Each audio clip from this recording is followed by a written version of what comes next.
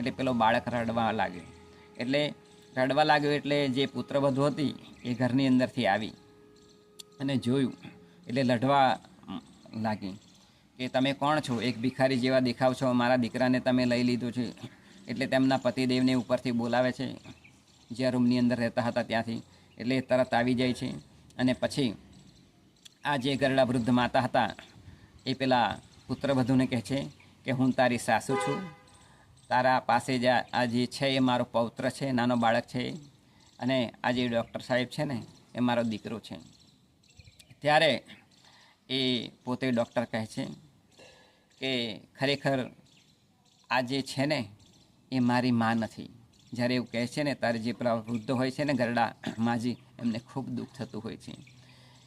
કારણ કે મારા દીકરાએ ઉચ્ચ કોટીની અંદર અમીર લોકોની અંદર લગ્ન કર્યું હશે, એટલે તેની પત્ની કદાચ તેને